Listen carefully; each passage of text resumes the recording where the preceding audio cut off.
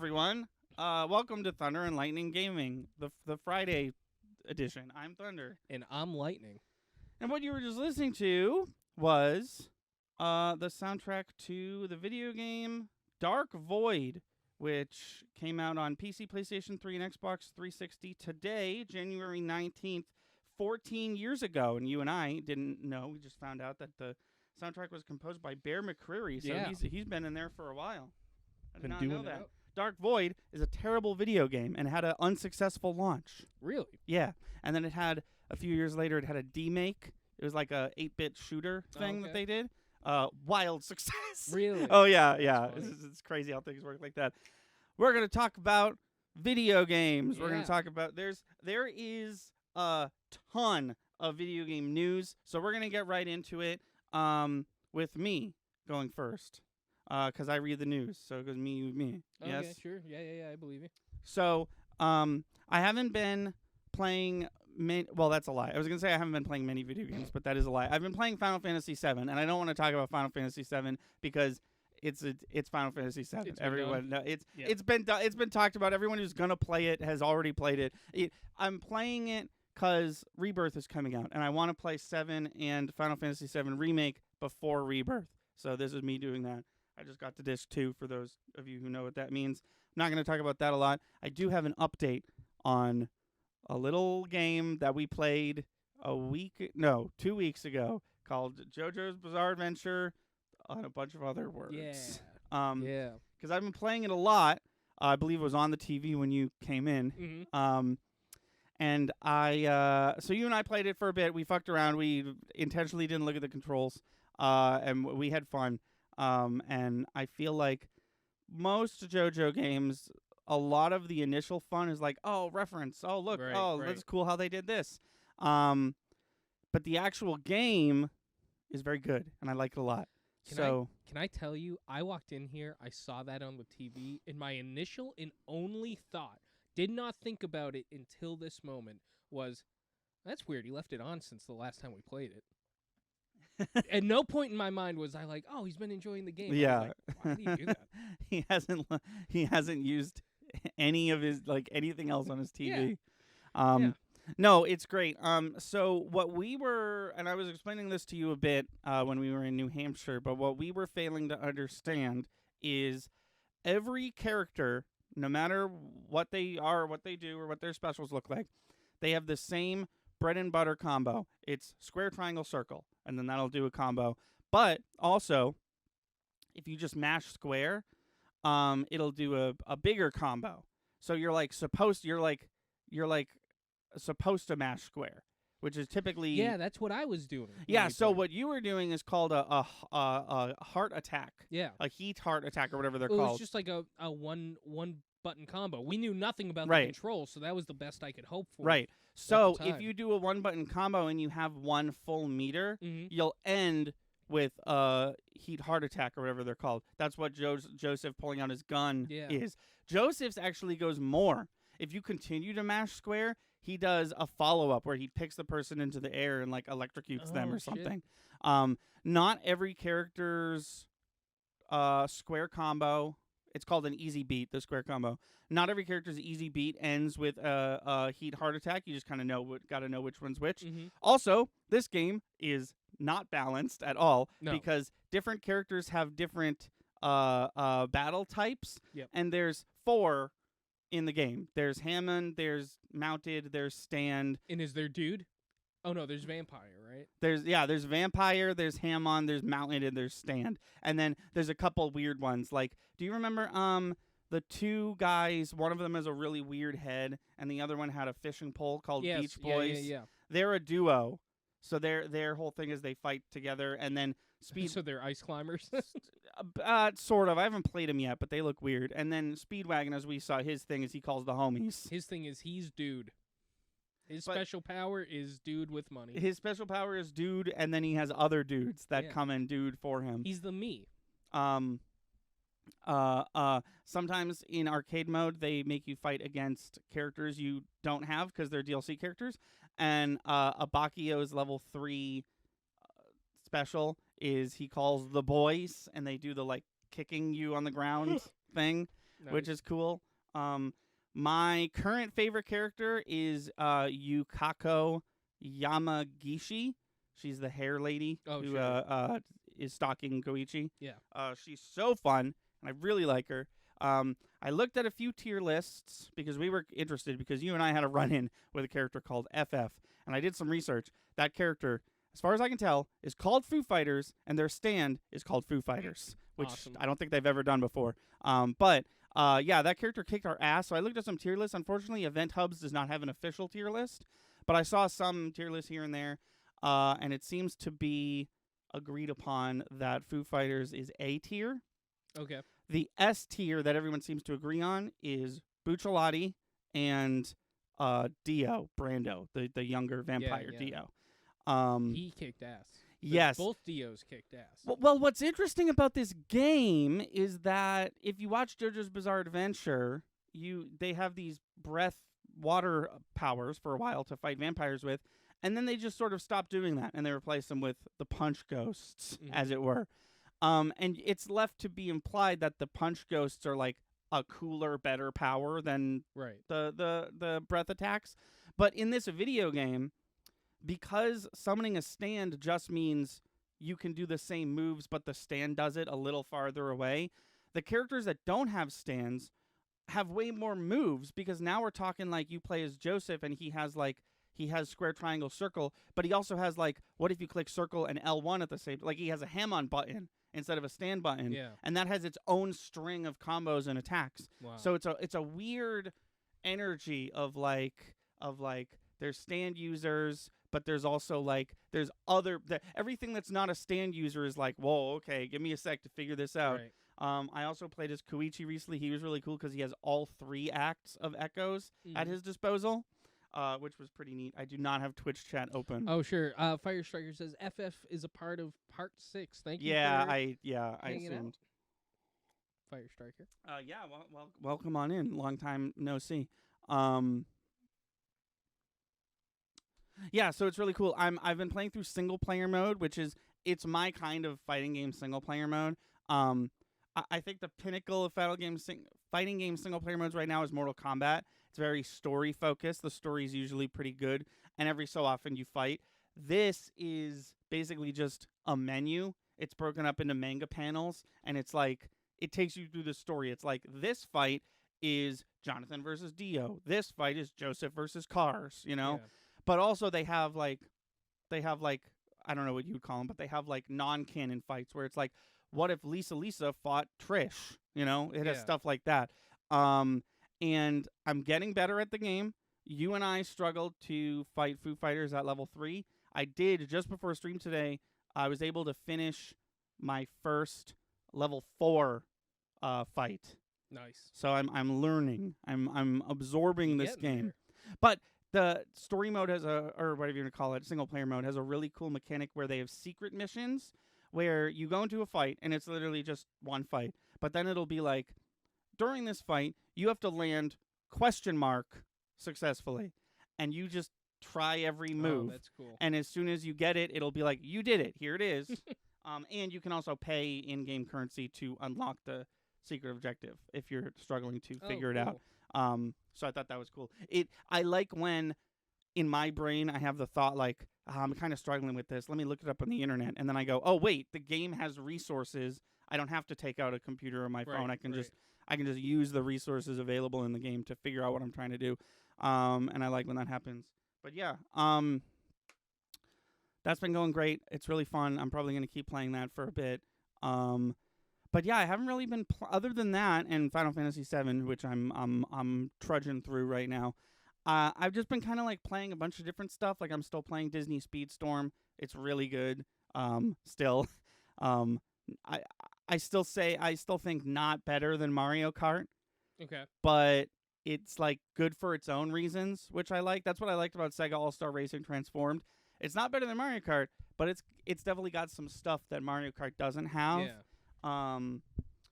And then I was making my way through the Pokemon DLC, and then I'm going to talk about Ring Fit in the regular podcast. Cool. And then it's you. Now I talk? Yes. So let me tell you about a little game called Mountain Blade 2 Bannerlord.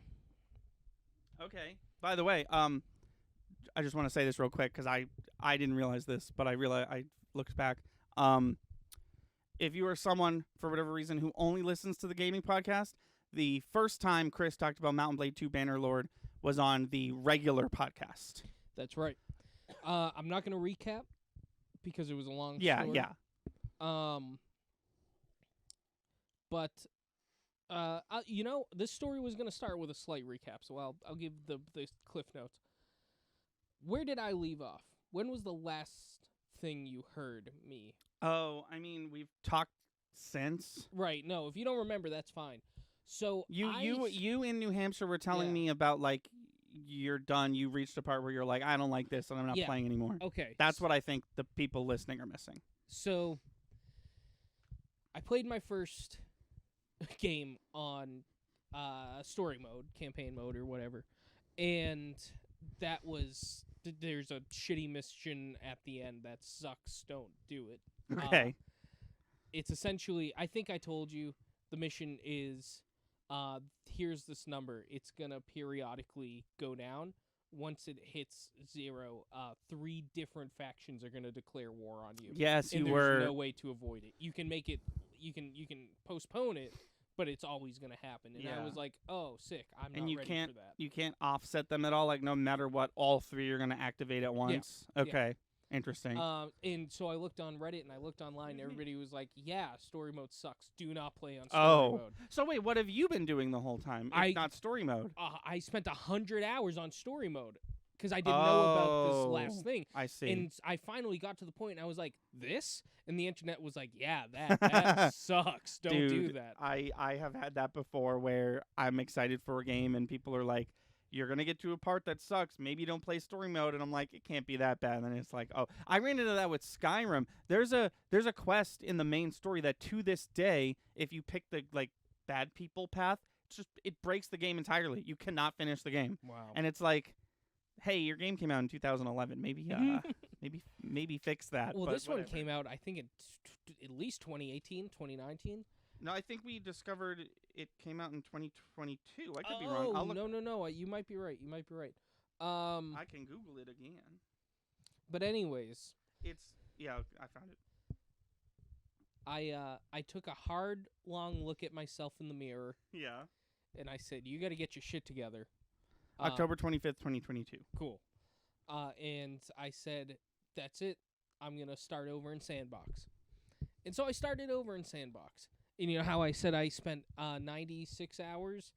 Well, now I'm at 106, and I'm already where I was because I knew what the fuck to do this time. Because this game gives you no information on what to do. So I spent 96 hours just figuring out how the game works. I wonder if that is a product of this being a niche game. Like, I wonder if you played Mountain Blade 1, they would have explained anything, or if that's also just as confusing. That's where my head was at. I was like, this is technically a follow-up to a game, so maybe that's what the issue is, but I don't know, man. They go out of their way not to explain anything. No, but like you love to say, it's always everyone's it's always someone's first Pokemon game, you know? Absolutely.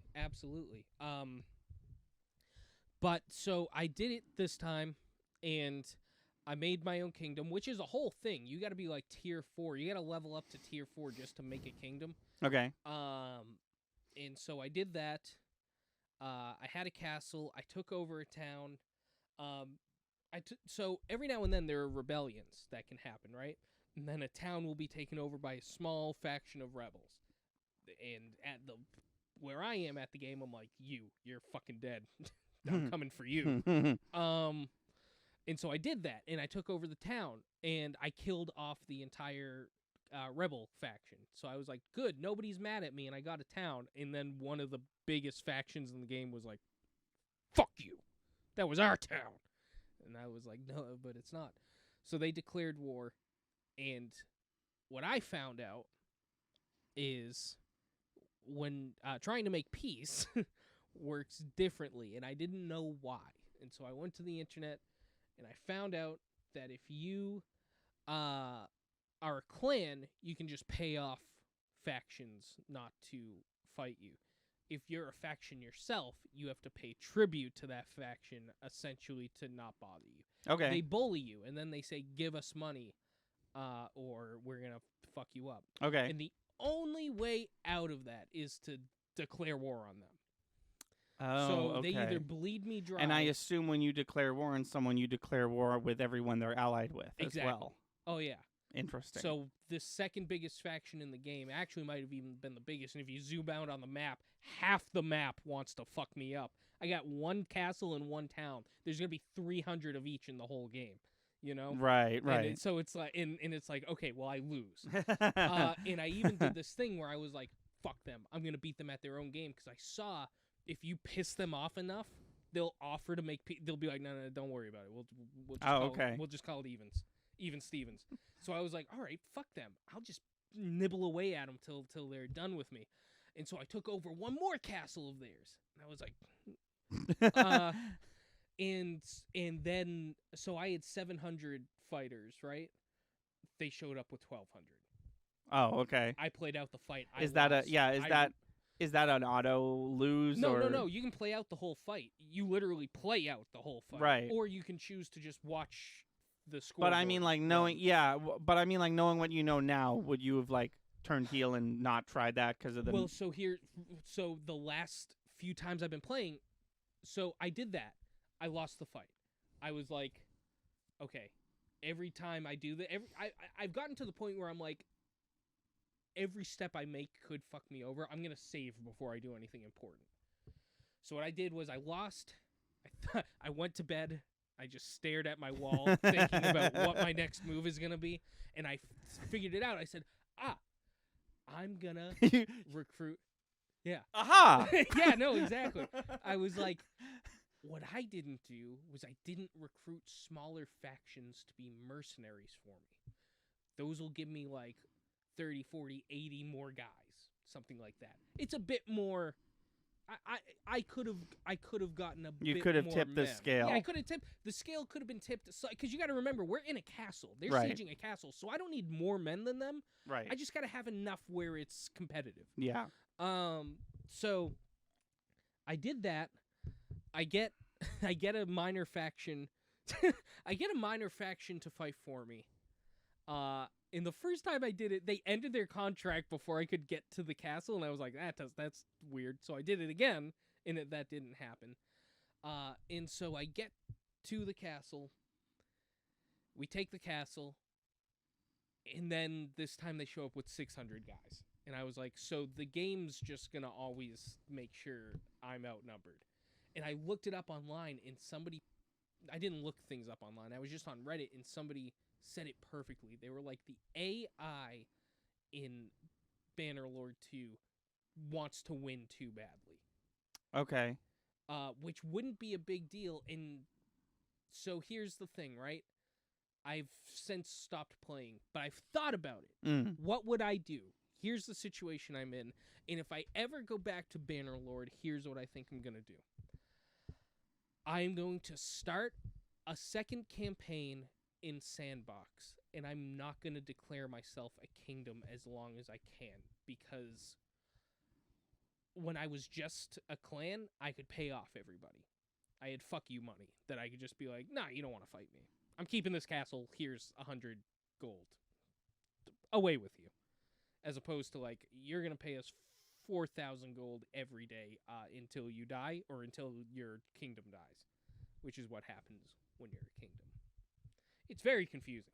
It's so confusing. There's so much to this game. It's almost perfect, except it has way too much bullshit. This is almost the perfect game for me. There's relationship elements. You can get a wife. You can have kids.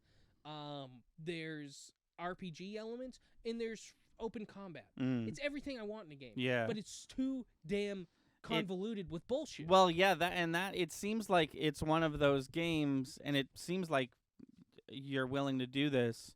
But it seems like one of those games where, like, you're gonna fail through a couple runs before you know what you're doing, and then you're gonna have, like, the perfect run. It's so time consuming though. Everything happens so slow that, like, you can't speed. Yeah, because you said it's on a real time clock, right? You can speed it up. I speed it up all the time. It still takes forever. Oh, I was 90 hours in. I only had one castle. Interesting, yeah. It's a slow burn, and I enjoy a lot of aspects of that game, but eventually it almost like bottlenecks. It's like, well, now you either it gives off the vibe of like, well, either make your move or fuck off, and it's like, I would, but you've got 10,000 men at your disposal. I have 700. Right. I will absolutely make, and I think I got the right plan. Build up my castles, pay them off. Yeah. But I don't know. Maybe you just play the Saint. Like, no, I don't think I'll attack anyone until I have. I did that.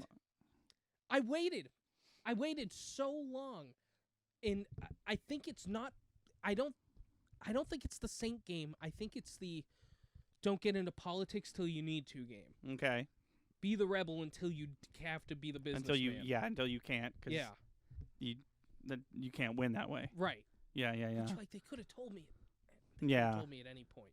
They could have told me when I went to declare my kingdom that, like, hey, if you do this, there's a new set of rules. Right. Yeah, and I think the term bottleneck you use is a perfect word because it really does sound like this game didn't say this, right? Because it didn't say much, but it seems like this game gives off the vibe of like you can play this game however you want up to a point. Right. And I had to figure out it's almost like you can decide from my understanding. See, I might play a third time and I might come back with a new answer. But from my understanding right now, it's like the bottleneck's going to happen. You get to decide when it happens because I get to decide when we become a kingdom. And I can pick it any time I want after tier 4 to be like, we're an official kingdom. Out of how many tiers? I don't know. Oh, interesting. Okay. I don't know. Just another product of the game. Yeah. Not telling you. Yeah. But so I've taken a break on that, and I have a PSA before I begin my next part. Yeah. There's a fiction writer. Yes. Named J.R.K. Rowling. Yes. She's not a good person. We should not give her our money for whatever reason. She hates trans, probably gays, but not outwardly gays. I can't say I know she hates gays. She has a multi-decade public issue with transgender trans people. At least we know that. This channel does not condone her, but unfortunately for us, she did write a fantastic book series. Which, by the way, I do want to stress. I feel like I don't say this enough when I talk about J.K. Rowling. It's perfectly fine to like that book series. Like, we all grew up with this book series, right? Right. And what I'm not saying is, fuck you guys, you have to stop liking Harry Potter. Right. But what I am saying is, if we can help it, don't give her money. Yeah. You can support her in any way. The books are old enough where you can buy them secondhand. The movies, get them on DVD secondhand if you really want to, Blu-ray if you want to. I mean, I can't imagine she's getting them a lot of money on streaming services. That's what I was gonna say. Well, and if you're so concerned about that, like if you're like, I would watch it on Max, but I think she might get some kickback. You could just go to Vudu. Vudu is Walmart based, a Walmart based digital renting service. So I'm pretty sure all the money goes to Walmart if you rent from there, but it's like a digital rent. But I could be wrong about that. I'm not quite sure. There's other ways to consume the media that she's made, though, instead of giving her money, like buying secondhand, which is what I'm pretty sure happened with the video game that I got, which is Hogwarts Legacy. Which is, I took out Bannerlord. I said I'm gonna pick a new game that I got for Christmas that I'm gonna play, and it was Hogwarts Legacy. And I have started it, and it is everything I wanted in an open world Harry Potter game. Really? Because I'm glad you said that first, because that was literally going to be my question. Because back when this was, this game existing was a hot button topic, and you were like, but I want it. Your biggest reason for wanting it was it looks like everything we've ever wanted from an open world Harry Potter game, and you're saying it delivered on that front. Yeah, so I'm still fresh in the game. I'm still pretty new to it, but it's got what am I trying to say? It's got it's got all the elements of Star Wars Jedi Fallen Order, but in open world Harry Potter game. You got a skill tree. You got clothes that do different things, like they up your defense, your offense, and stuff like that. Your health can go up. Random encounters. The gameplay is like that. It's not a soul. I wouldn't call it a Souls. Right. It's like, here's the thing, right? Star Wars Jedi Fallen Order, kind of a Souls-like. It's almost like if you keep taking a picture of a picture, like this is like Jedi Fallen Order. I wouldn't say it's like Dark Souls. It's like Demon Soul. Yeah, exactly. Yeah. I wouldn't. But it's like Jedi Fallen Order. I see what you mean. Yeah. Probably also helps that you're like in a movie world. Yeah. To give that vibe. You know what's crazy? Because I was like, all right, references. Give me the references. Yeah. It's set in 1890, 100 years before. I did hear this. Harry Potter even happens. I don't even think Dumbledore's alive. No, because he was a normal-aged man, right? I think I'm confusing him with other wizard-like characters like Gandalf and Yoda. But yeah, I think Albus Dumbledore was like appropriately aged. Yeah, I saw a TikToker get a whole HP box set that was Harry Potter box set that was essentially brand new from secondhand shop. So it's definitely you can get everything you want secondhand Harry Potter. It's been out for almost 25 years or something. So you can Gosh, yeah. But anyways, it's just so immersive, and I really really like it. What was I gonna say? You do the sorting hat bullshit. That was gonna be one of my questions. Yeah, they make it obvious too, pretty obvious. Not like blaringly, not like. Is it a questionnaire? Yeah. Oh, okay. So you do like 3 questions, right? I don't think any of them matter because the last one's like, "Are you daring? Do you like education? Oh, I see. Are you loyal?" And it's like, pick one. Or do you like friends? And it's like, oh, okay, I know what every one of these is gonna be. Did you ever take the Pottermore test? I always end up Gryffindor, and I just had an in-depth conversation with my other intern about this today at my internship. Because I asked her, because I was talking, because I knew she liked Harry Potter, and I told her I got the game. And I was like, what house do you think I belong in? And she was like, Slytherin. And I was like, see, you had a weird reaction. I think that's normal. Gryffindor and Slytherin don't have many non-common factors except one. When you really boil it down, what are you willing to do to push forward? And the answer always falls back to, are you willing to cut ties with everything to get what you want? And no, it's very clear that when she was writing it, she picked superheroes, supervillains, and then the 2 weird ones. You know what I mean? Yeah. No, it's and true. the 2 ones that you're not supposed to want to be. Right, well, yeah. That's at least that's what the book. The intention at the beginning. Yeah. But and I said to her, I was like, I'm not too offended because they're very similar. The issue is, in the game kind of helps with this because you're friends with like all different houses in that game. Like they're not as cartoonishly bad guys, good guys, this and that. They really focus on like their characteristics and what makes them what they are. But the only thing we really had to go off of was Draco and Harry Potter. It's like, well, yeah, of course you don't want to be that. But when it really comes down to it, what are you willing to do for your ambition is the difference between the 2 houses. Yeah. Which is why, like, if somebody says that, I wouldn't be like, ugh. But, like, no. Yeah. I would firmly put myself. So wait, which one did you pick in the game? I don't think you... Gryffindor. Oh, okay, cool. Gryffindor. And it's funny because Pauline at the time was like, the Slytherin answer. She was like, I don't know, that one. I was like, I feel like I could fall under either category. Yeah. But, like, I know what it boils down to, and I don't want to be that. The biggest question I have is, how is the combat? Because back when this game was first coming out and most of the talk was about how she sucks and how Warner Brothers is not handling it well, I feel like the only feedback about the game I heard is that the combat is not great. I don't mind it. It definitely takes some getting used to because I've never played like a real, wand in hand magic based. So it's essentially you're playing what am I trying to say? It's similar. Imagine Jedi Fallen Order, right? But all the Force things that you have to do. This might even be how the game works combat wise. All the different Force things you can do. You get a set of 4 of them, and if you want to switch them out, you got to switch them out manually. But the game pauses for you to do that. You say, "Oops, time to switch them out," and it's and then we switch them out, and then we can keep going. It's tough, but it's not too tough. It's what I would want. Oh, that's a whole other story. So I'm starting this game, right? Mm-hmm. I think they really doubled down on let's be as inclusive as possible because of all the shit. Yeah. Because I started it, and they were like, do you need sign language? Do you need this? Do you need that?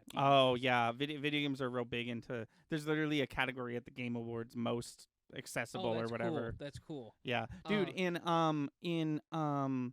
I think it's Assassin's Creed Valhalla, you can make people glow certain colors. Like you can make good guys glow white and bad guys glow red, and cool. for color blind purposes or whatever. Oh, they even had that. They had colorblind, but not just colorblind. What type of colorblind are you? Yeah. But what I thought was the coolest inclusive aspect was, this is a Harry Potter game. There's a huge cross between people who want it for the Harry Potter aspect and people who enjoy video games. People are going to buy this game who don't play video games because they want to play the Harry Potter game. Yeah. Or at least that was probably the intent. They had the coolest easy, medium, hard screen I've ever seen. It said, do you want... it was like a balance. It was all the way left is heavily story-based minimum gameplay. The middle is kind of story with some gameplay. Then, the one to the right is a healthy mix of story and gameplay. And then all the way to the right is mostly gameplay, little story. And I've never seen that in a game. Oh, really? Not. Oh, I feel like not that's the standard. quite like that. I've never seen it worded quite like that. And it really gave the vibe of there's people who are playing this who want the story. No, I feel like most AAA games, I feel like that's the standard. There's cinema mode where it's you're just basically just going to watch a movie and press a button a few times. And then it goes all the way to you shouldn't play this. It's way too hard. This is not the intended version of this game. Interesting. Yeah, I've never seen that. Maybe I don't play enough games. But I haven't seen it. I thought it was cool. But no, it is. No, it's no more. It's no less cool. It's just yeah. Also, all the there's not Easter eggs, but just cool little things in Hogwarts itself.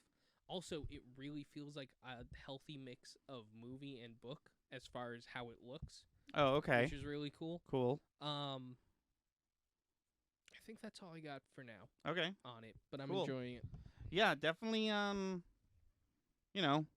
if check it in. starts to. I'll do the PSA. Yeah. Okay, so video game news time. Contrary to what you might think, we haven't had a video game podcast in a few months. That's yours. Is it good? Yeah. Okay. So it's all over my shoe. Okay, so the Game Awards, we're not going to talk about them too much because it's ancient news, but they did happen. Baldur's Gate, it was a clean Baldur's Gate sweep. Yep. There was we all knew it. There's a few things here and there that was pretty cool, like Alan Wake got storytelling and some stuff like that. Basically, it seems like everyone won what they were supposed to win, and in addition to that, there was a bunch of Baldur's Gate stuff. Spider-Man, a lot of people upset because Spider-Man won 0 awards. But got something. It was, and I can't give my opinion because I haven't played Spider-Man 2 or Baldur's Gate 3, but it was a really great year for video games. So I'm kind of not surprised that one of the greatest games of the year got no awards because there's just so many people on stage, Tears of the Kingdom barely got, I think Tears of the Kingdom got music maybe? No, I don't know. Music. I don't think Tears of the Kingdom even got a nomination. This is what happens. Or not an award. It got plenty of nominations. This is what happens when you have a bunch of great games one year but one was the only one to really push the bounds revolutionary. Yeah, yeah. And I can respect that. I can respect that there were some great games, but they were all sequels and they didn't they furthered the story. Great, you're adding to your franchise. You didn't do anything to further the gaming community. And when you have a year like that where there are great games, but one specifically just is like, hey, you ever hear of something like this? Of course you fucking haven't, but here it is. It's like, yeah. Well, hats off, you did it. Yeah. I also haven't played it yet, but I know it's a evolutionary game as far as the depth of what it does. It's bringing RPGs to a new level. Yeah. You can fuck a bear. I wouldn't say that out loud. No, well, but, you know. Sort of. So kind of. You put that in your game, you're winning something. Welcome to the 2024 Game Awards. We still do have the Who Fucked the Most Bears category. Don't know why we put this in here. But yeah, that didn't stop them from putting in Metal Gear Solid 3 remake. But yeah, that was fine. It was fine. It was okay. It was an okay Game Awards. With some great games. with some fantastic games to showcase. Shout out to Jeff Keighley for being just the best. And shout out to Timothy Chalamet for his pronunciation of Baldur's Gate. Oh, I missed that. Oh, he just he was like Baldur's Gate 3. It was like a lot of yeah. Some hard B's. It was just if you see the clip, you'd be like, ah. Yesterday, as the crow flies, there was a Xbox developer showcase. So they basically were like, no, there's not going to be any surprises. We're going to show these 5 games from these 5 studios. They showed Avowed. It looks fine. They showed Visions of Mana. It looks fine. The real reason to show up to this thing is they finally showed Machine Games / Bethesda's new Indiana Jones game. Oh, I did. I know almost nothing except that. So they showed a lot. They've showed nothing of this game before. Now we've seen quite a bit of gameplay, quite a bit of people talking about the game and stuff. Apparently this was Todd Howard's idea, and he went to Lucas Games and was like, "Can I please?" And then he found a studio to make it for him. Not Ron Howard. No, Todd Howard. Yeah.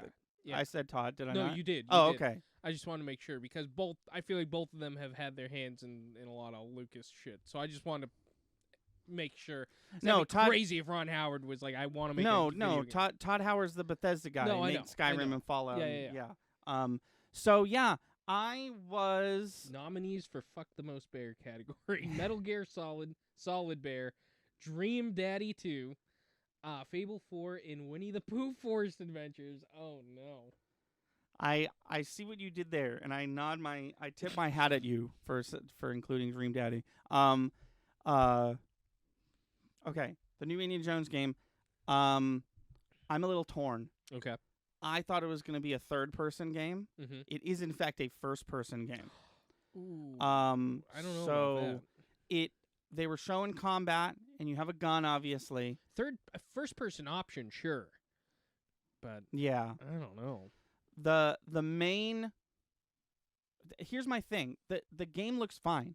It looks like Harrison Ford. It's clearly not voiced by him. That's totally fine. I'm okay with that. There's like a new female companion. They said the game takes place in between Raiders and I was curious. Last Crusade. Yeah. Well, Raiders in the first movie and the second movie, or the second movie and the third movie? Because Raiders and Last Crusade, there's a movie in between those, which is a prequel to the first one. Oh, duh. Sorry, yeah. I did the same thing. They put up Raiders and this, and I was like, so it takes place during Temple of Doom? No, but right. No, Temple of Doom is a prequel. Yeah. So the main, I wasn't too excited by the gameplay that I was seeing. The puzzle solving seemed fun. The combat seemed okay. The biggest highlight of this showcase was the whip. You can use the whip in combat. You can use the whip for traversal. You can use the whip for stealth. There's so many things you can do with this whip. It looked neat. I don't know if it's neat enough to make me want to play the whole game. Like it's really going to come down to the next few months of like, is this the final product that we saw footage of, or like is like what I just want to know what this game has to offer, and I do now. But like, if everything I saw is all it has to offer, I don't know if I'm gonna dip in. Okay.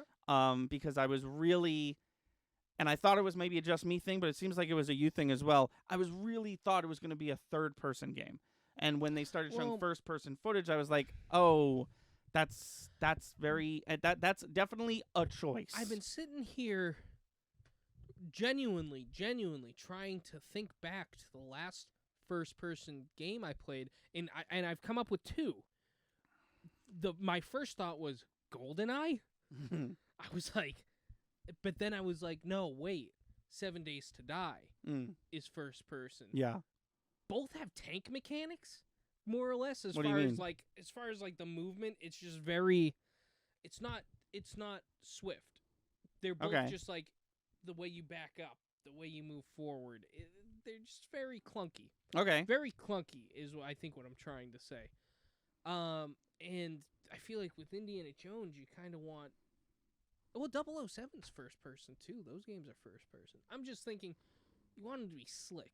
You want them to be like Spider-Man in the new Spider-Man games. It's just everything's smooth. Everything's smooth. And every first-person shooter game I think I've ever played, they're not smooth.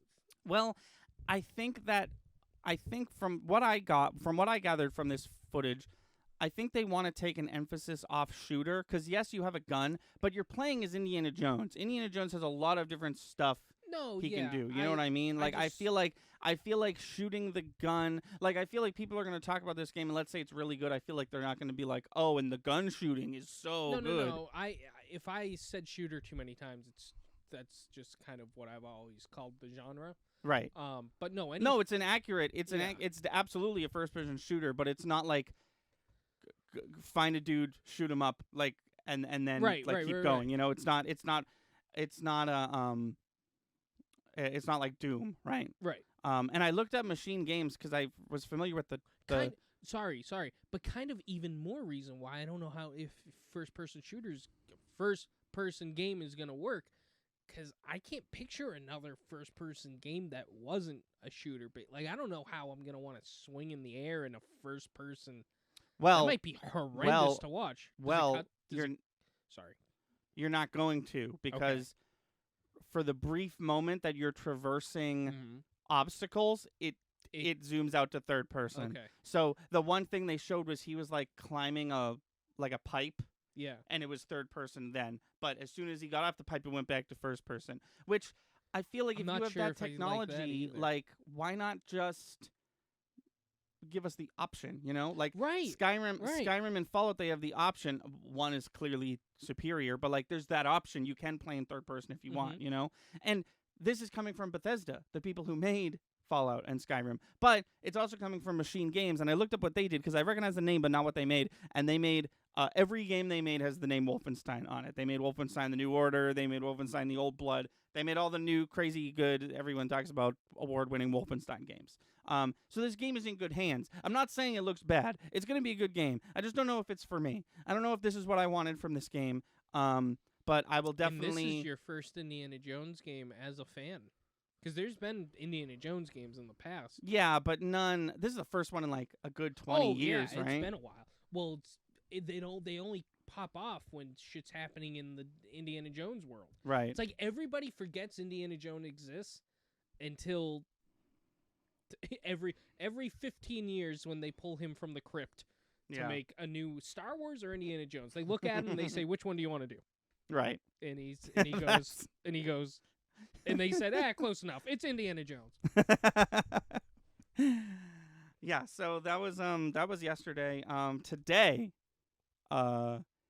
sees the release of Pal World. Have you heard of this phenomenon? No. It's taking the internet by storm. So it's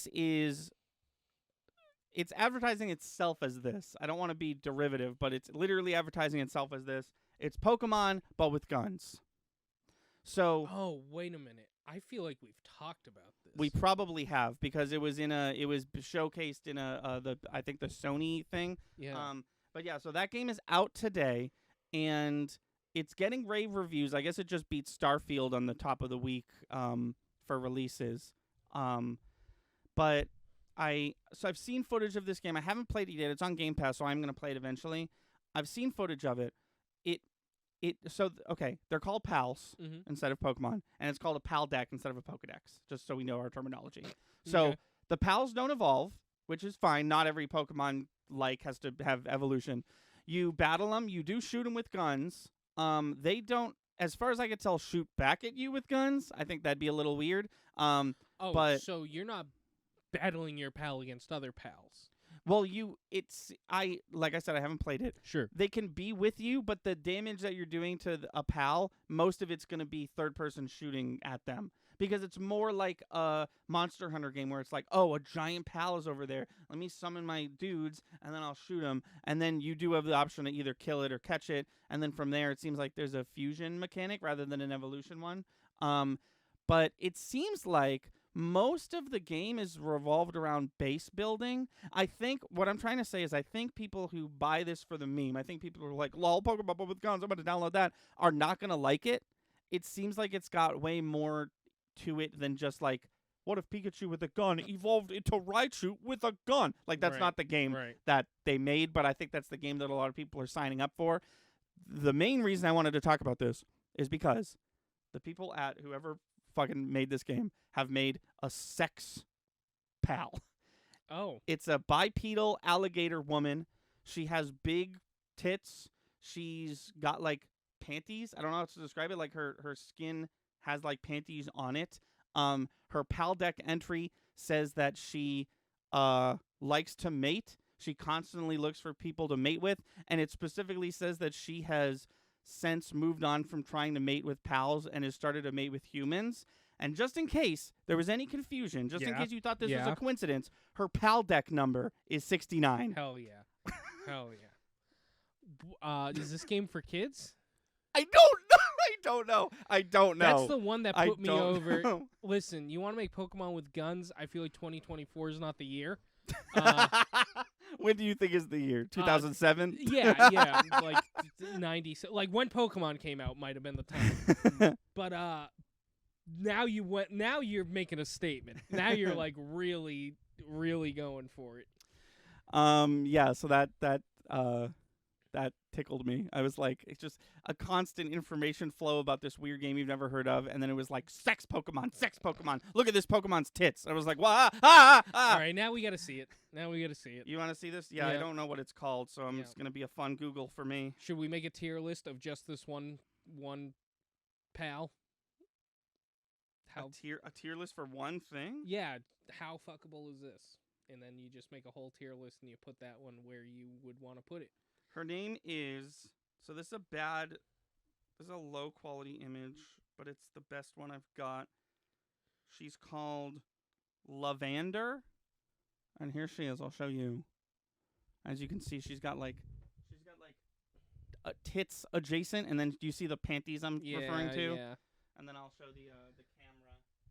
So this is PAL deck number 69, Lavender. She looks like Pink Lucario.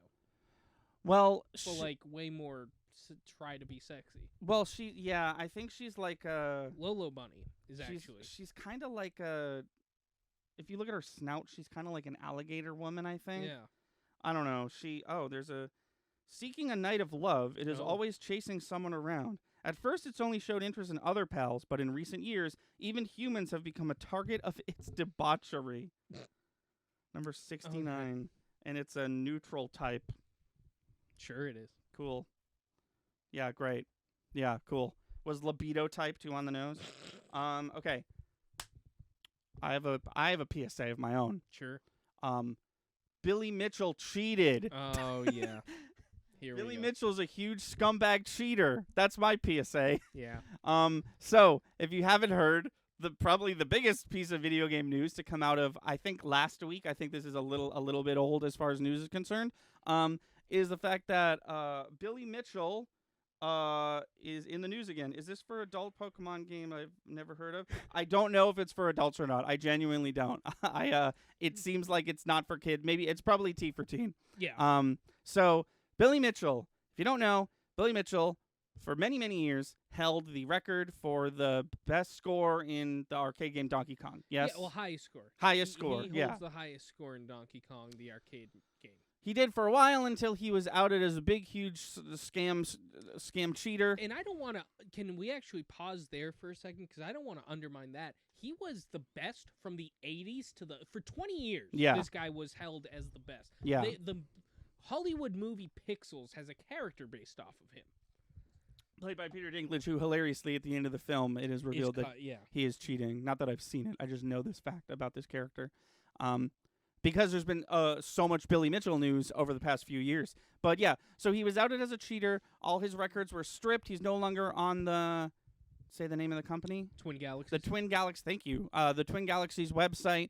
And then Billy Mitchell, in his own personal efforts, goes on a multi-year tirade of like, you fucking talk about me on your podcast, I'm suing you. You talk about me on your Twitch show, I'm suing you. I'm the king. I didn't cheat. I'm going to take everyone to court. We're going to figure this shit out. So there was a court case of many, and it seems like, and Moist Critical has a great video on this that you should check out because he's going to say it better than I am. But basically, the news broke. All the news that everyone's running with is Billy Mitchell wins lawsuit, records reinstated, right? Which is not true even a little bit. The lawsuit he won, basically, this was like the best case scenario for both parties. And essentially what Twin Galaxies did was they put his records up on their site in like an official archive zone. Basically, do you know what the Wayback Machine is? I've heard of it.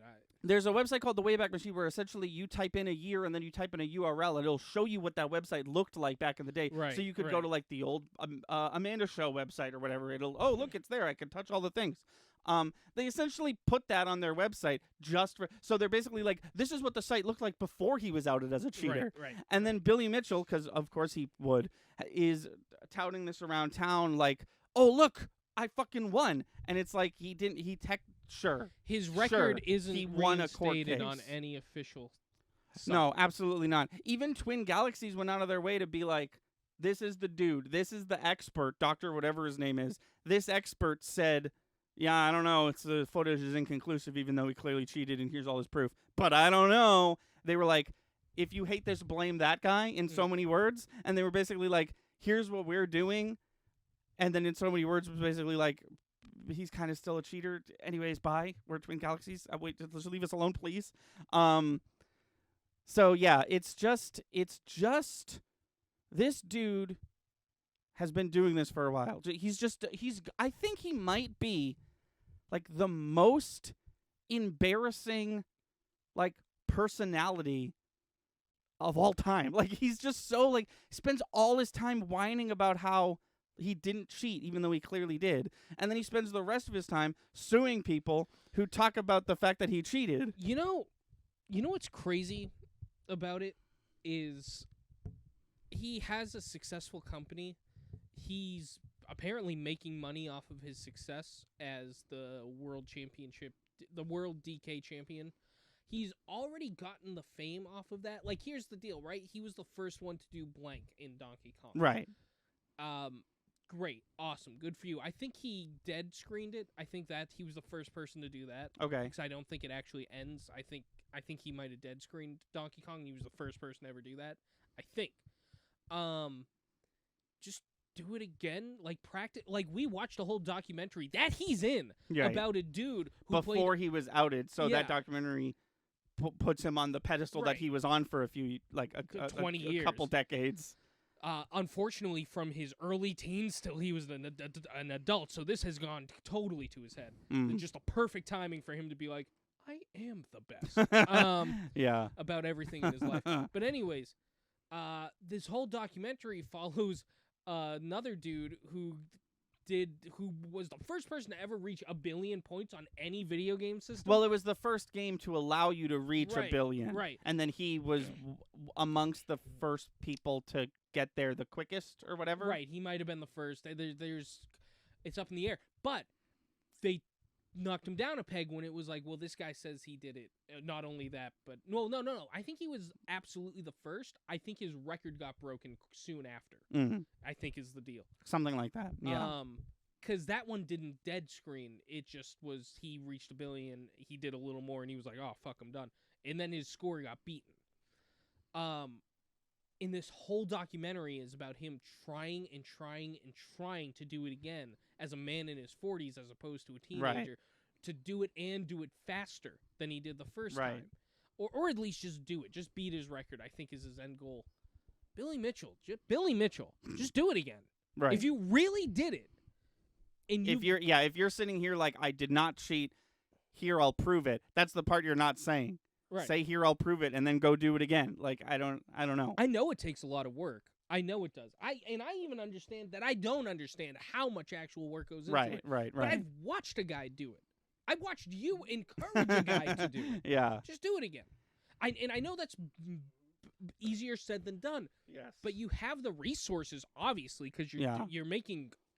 You're obviously you have the resources to do it. No, like you said, just take the time off to do it. He has made a career out of being the guy, being that guy. Being the. Prove us all wrong. Right, and then once he was outed, he sort of turned that career into, well, now that I have the fame, I'm going to use the money to sue everyone who defames me, and in all while basically just defaming myself.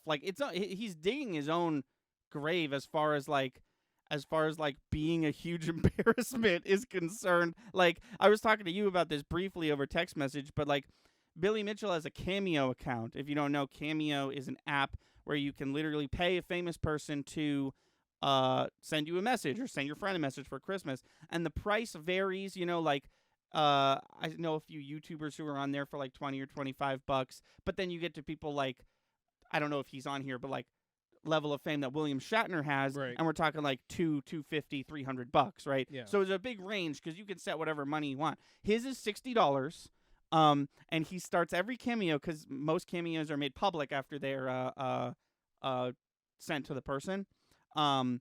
He starts every cameo with, "Hey, it's me, Billy Mitchell, Donkey Kong high score person." What he says is his old title, his stripped title, and he's just pretending like he still has it.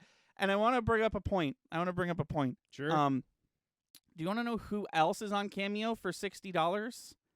A real celebrity who is actually famous and has put in the work. I don't know if you know her. Her name's Christy Carlson Romano. Oh, you mean friend and guest of Thunder and Lightning Gaming? A longtime friend, multi guest of this Twitch YouTube channel, Thunder and Lightning Gaming. Yeah, she was on Disney for a few years, and then she escaped that, and then she was on Broadway for 15 years, and she's still voice acting to this day, and she is charging $60. What a steal! Billy Mitchell, fuck off! Go away! I don't know. It's just and also, if I could just say something that I've never talked about, I feel so And I really do mean this. I'm not just saying this. I don't think I've ever really liked this guy. He has an air about him. There's something about his affect. There's something about the way he looks. There's something about the way he unwholesome. There's something about the way he talks about himself. Even before I knew he was a cheater, watching the Man vs. Snake movie, it clicked in my head. I was like, I don't like the way this guy talks about himself. I don't like the way this guy talks to me. I don't like the way this guy dresses. I just don't love this dude. Dinklage nailed it. Oh yeah, absolutely, yeah. No matter, shout out to the if one thing good thing can be said about that atrocious movie. Shout out to the Pixels hair and makeup department, and also just the way he acts. He acts like Billy Mitchell. But have you seen that movie? Yeah, I've seen Pixel. And he does Billy Mitchell justice. Hell yeah. But I have a question. I don't think I've ever asked. Watching the Man vs. Snake documentary, by the way, if you haven't seen it, check it out. It's amazing. I don't know if it's still on Netflix, but if it is, definitely check it out. If you have any interest in the realm of video games that we're talking about, it's worth at least one watch. Old school arcade, which, by the way, this is the question that I was going to ask. Yeah. That sparked in me, like, I genuinely, if I see an old school cabinet contest going on, I'm going to want to check it out. I like to know the names that are happening in old school because it's a sport. But that movie sparked that in me, and I really got to know the players because of that documentary. Yeah. Is that the same for you? Is that what got you into this? Is the reason we're talking about Billy Mitchell right now because that movie gave us inspiration, or is that something beforehand? No, they're kind of separate for me. Like, that movie was fun, and I definitely have more interest and knowledge of this subculture than I would have if I hadn't seen it. But I've been waiting for, like, no matter what it looks like, I've been waiting for the other foot to fall on the Billy Mitchell stuff for a while now, because every time he talks about it, he's like, no, I didn't cheat, right? Looks at camera, I didn't cheat, right? No one is responding to him. But he's always like, I didn't cheat. I'm going to sue these fuckers. I'm going to sue you. I'm going to sue you. I'm going to sue this person. I'm going to sue everyone who says I didn't cheat because I didn't. Everyone who says I cheated because I didn't cheat. And my mommy said that I didn't cheat and I can do it and I can play Donkey Kong. And that's what my mom said. Are you really going to argue with my mom? And then the next time we hear about him, it's like, this. I said this the other day to you. This story has buzzwords. Very clickable buzzwords, and regardless of whether they're accurate or not, this is the story that people are running with. This is happening a lot more lately, and I really don't like it. Maybe we're even going to talk about one in the podcast, but maybe put the truth in the title of your article. You can omit things from the title of your, like, not I see everything articles, needs to be clickbait. I see articles all the time where it's like, I'm just going to make something up, where it's like, seasoned Doctor Who actor hired to be in new superhero movie. Like, vagueness is fine. Yeah. But this is a lie. Yeah. Billy Mitchell records found innocent, records reestablished is a complete lie and very far from the truth. And you know what's upsetting is anybody who's ever heard the name Billy Mitchell but did nothing further is going to believe that article. You and I, who have a bit more knowledge behind it, see that and we're like, right, yeah. And honestly, I forgot when you because you text me just the image of the article, and it was an IGN article, so shame on you, IGN. Yeah. You failed me once again. It's weird, it just keeps happening. But I forgot what your opinion. On Billy Mitchell I forgot what your opinion on Billy Mitchell was, and I was like, okay, I'm just gonna read the article and tell Chris what I found, and then I was like, here's what I found, and you were like, yeah, fuck this guy. I was like, oh, okay, we're good. We got it. No, I mean, how can you have another opinion? Here's the deal, right? No, but I wasn't sure if you were gonna be like, oh, thank God, he's the, No, I mean, it's just too conclusive. Oh yeah. Everything about him in the records, which is like, I don't know why. I want the documentary about this, and it's coming. You know it's coming. We can only hope it's not funded by him. But well, yeah, if it's funded by him, don't watch it because it'll be filled with lies. Right. Lies and slander. I want to know who, after 20, 25 years, was like, let's take another spin at that Billy Mitchell record tape, because that might also influence my decision. Regardless, the facts are pretty conclusive. Well, I think with the dawn of, like, modern technology, talking like post 2012 technology, we have more conclusive methods of seeing if someone cheated or not. Charlie talks about this in his video, which you really should watch if you're enjoying the conversation we're having. It's on his channel. It's literally just called Billy Mitchell is a Cheater. But there's literally, like, there's a program called Mammy, which is a cheat engine, like a known cheat engine, basically. And it goes back that far to, like, the 80s when he did it. Well, so that I don't know about. I'm a little about that. But what I was saying is, like, using modern day technology, you can clearly see, like, here's Billy Mitchell's run, the run that is being disputed. Here's someone clearly cheating, and here's someone clearly not cheating, and anyone can see that the one of the person cheating and Billy Mitchell's are identical, and this guy's off on his own doing his own thing on a different level, you know? So it's just like there is, I thought, inconclusive like proof that he had cheated. Well, it sounds like there is. What happened, unfortunately, in his favor was the perfect PR storm of, like, you broke even, but let's celebrate the shit out of it. Right. And if we celebrate enough, people are going to assume you won. No, this is what happened with Depp and Heard. Depp and Heard had a very realistic court case. They basically broke even. It had a very anticlimactic ending because it's not a movie, it's a court case. And then everything that supports Depp ran with Depp won, and everything that supports Heard ran with Heard won. Neither of them won. There's no win or lose in law sometimes. Sometimes there's a clear victory, right? Yeah. But it's not always win or lose. Yeah. And it wasn't with that, and it's not with this. So you like IGN, their article was like, he's found innocent, all records reestablished. Complete lies. I think Billy Mitchell court case comes to an end. Click here to see results is equally as clickable. Anybody who gives a shit is going to click on that article. Right. Yeah. You're already name dropping him, so you already know people know who you're talking about. You didn't say former Donkey Kong. You called him Billy Mitchell. You know, didn't go that far. You'd probably get more clicks if you were like former Donkey Kong champion no, I'm sorry. I clickbaited. Former Donkey Kong champion trials. What you said. Former Donkey Kong champion wins lawsuits, result. Click here for results. Yeah. Ooh, that's clickbaity, but it's also true. Yes, exactly. Yeah, I don't know. Journalism is at its finest. At its fucking finest right now. So we're about an hour and 20 minutes in. Yeah. We started late. If you remember. True. So we're about an hour in. I did skip over something real quick. This is super short. It's just like one sentence, but it is something that I care about that I wanted to talk about. Golden Sun and Golden Sun 2, which are Game Boy Advance RPGs. Mm-hmm. They just Wednesday released on the Nintendo Game Boy Advance catalog. Oh, cool. I just wanted to bring that up because I've said this before, and I was thinking about it yesterday or this week with this announcement. I think this is true when referring to the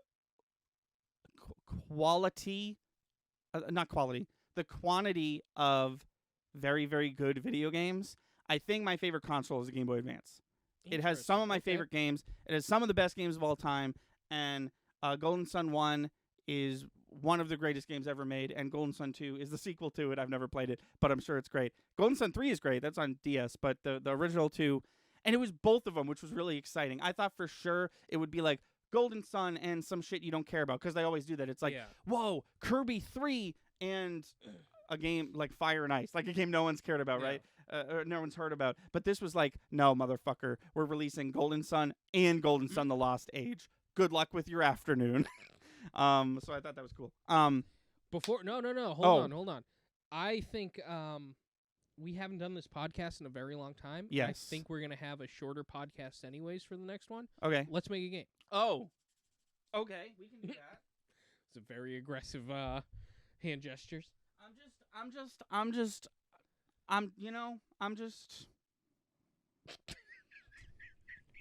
Yeah, so what are we doing? We're doing doing the gaming podcast. Yeah. Okay. If somebody wants to in chat, throw out a genre, but not shooter, because that's the one we did last time. But not shooter, because that's the new Indiana Jones genre. Last time we did this, we did. What the fuck even is this? Lance Luthor, a Comic-Con adventure? We made a Comic-Con first-person shooter. Oh, yeah. It wasn't easy.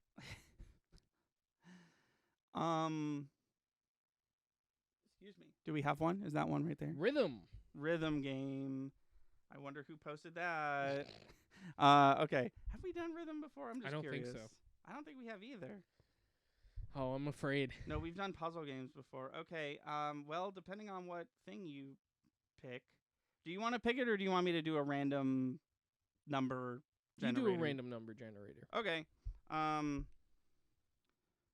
do I... Hold on. Sorry. We're getting your rhythm game. Just hold on tight.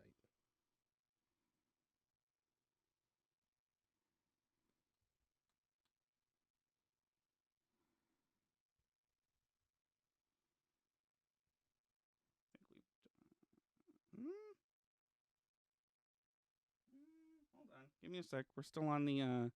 Yeah, we did do that. Still on the new one. So it might take a few, okay. But we're almost there. We're almost there. Give me a sec. Don't worry about how any of it works. Oh no. Oh no. Okay. Are you sure? Okay. All right. Yeah, what do we got? So for those of you who don't know what's happening, we have a segment where we make a game. It's like Cool Games Inc. And we have chat pick a genre, and the genre we got was rhythm game, and we have a list of IPs, and I use that term lightly, but there's just a random stuff that we could make a video game off of, and what the random number generator has picked, topical for something we were talking about earlier, is the website reddit.com. Oh, no. Reddit Rhythms is the name of it. I mean, we got the hard part out of the way. That's usually the hard part. Oh, man, a Reddit-based rhythm game. You know more about Reddit than I do. Yeah. I probably also know more about rhythm games than you do as well. I mean, I loved Guitar Hero back in the day, but you were probably right about yeah. that. Well, yeah, there's yeah. That is definitely one corner of the rhythm game genre. Okay. So here's what I'm thinking. Yeah. I think that okay. I'm just stream of consciousness. Sure. Shooting this out of my face. I think you play as a mod. Okay. Because Reddit pages. I'm already there. Reddit pages have mods, and they do what you'd assume a mod does. They filter out good. Yes, good, thank you. Good posts and bad posts. Good comments, bad comments. If you say something, if you post something you're not supposed to, they'll get you. I think that. Okay, here's what I'm thinking. I don't think this can be just a rhythm game. I don't think this can be DDR. I don't think it can be like DDR/Rock Band, like a list of songs, and that's the whole game. I think there needs to be here's what I'm thinking. Yeah. Here's what I'm thinking. You are. This is kind of meta, and I don't know if we've ever done this before, but this is where my head is at. You are playing the one and only mod of r/rhythm games. Okay. And something happens. We don't have to get into it, but for some reason, the way your mod system is set up is a rhythm game. Some Captain N shit happened, and your job mixed with your with your reality in a very direct way. So, everything you're moderating is rhythm based. So maybe and I think this is how I'm envisioning it. One level is like one day, rather than it being one post or one instance of you having to moderate. A rhythm game is one day, and I think you are looking at I'm picturing green messages and red messages, and I think you gotta tap the green ones, ignore the red ones. If that you're letting it's kind of opposite of what you want though, huh?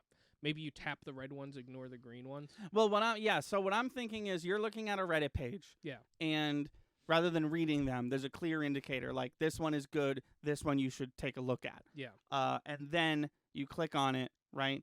And now you're in a rhythm game level.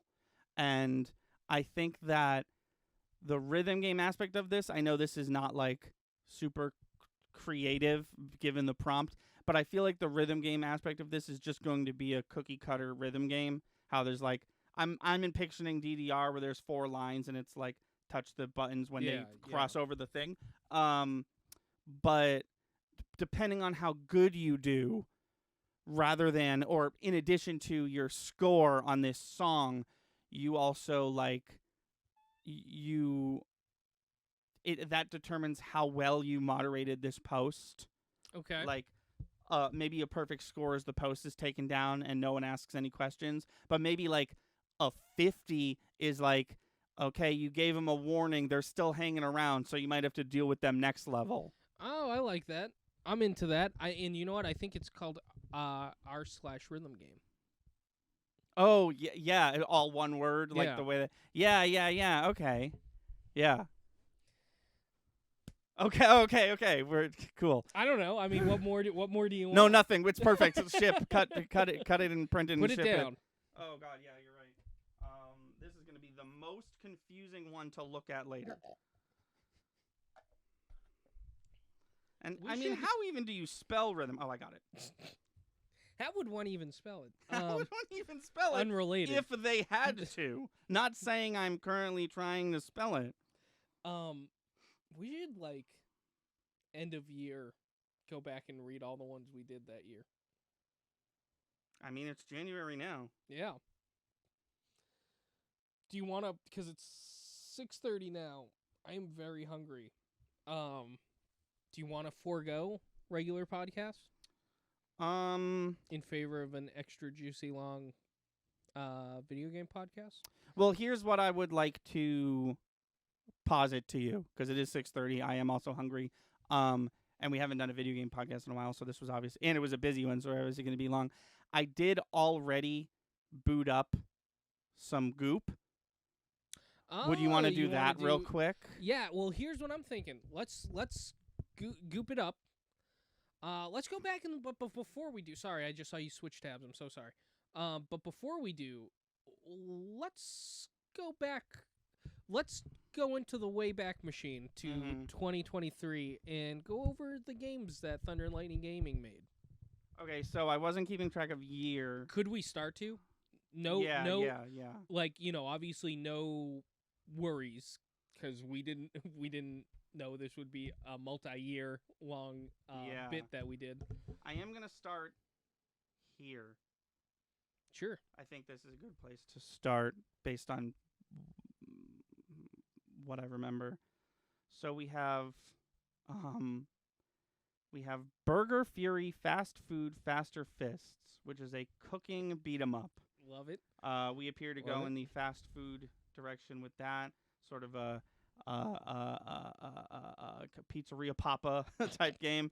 It seems like maybe, but then you punch them. And sticking with the fast food, we have McDonald Land Hamburger Patch Harvest, which is a McDonald Land farming simulator. I think one of our most fleshed out ideas for sure. We added some late game strategy elements that you wouldn't maybe find in a typical Stardew Valley game, but I think it. We have Mystery Incorporated, a Scooby-Doo MMORPG. Don't know what. Very creative name, but sure.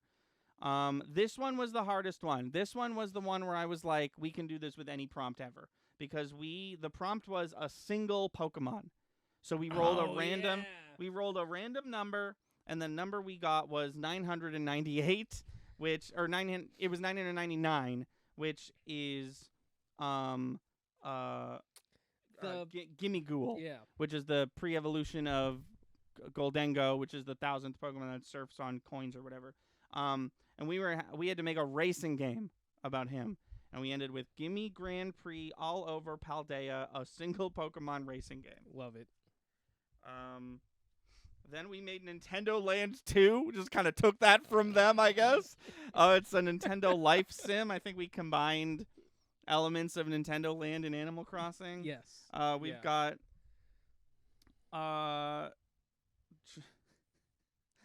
We've got a Justice League / Teen Titans Souls-like called Justice Souls Revenge of the Titans. We've got Mystery on Elm Street, which is a Nightmare on Elm Street puzzle game. We've got Lance Luthor, a Comic-Con adventure, a Comic-Con shooter, which I think it was a Galaga / 1945 style game. Where you go from booth to booth. And then and that's it. We have the one we just made. Cool. Good year. Good year in video games. This is the part of the podcast where if you're a fan of Gwyneth Paltrow, you gotta get out of here. Because we're about to drag her across the coals. It's been a while since we've dipped in to goop.com. The main stage, if you will. If you're wondering what we're about to do, I am on goop.com, which is a full-blown scam snake oil racket. Don't give them your money scam, which is funded and founded by actress of stage and screen Gwyneth Paltrow, most well-known, I'd say, for playing Pepper Pot in the Marvel Cinematic Universe. No lies. No lies so far. Thank you. How's the me versus Billy Mitchell in terms of how many times we've lied? I probably lied on this podcast once in the last 3 years. What we're about to do is a game called Goop.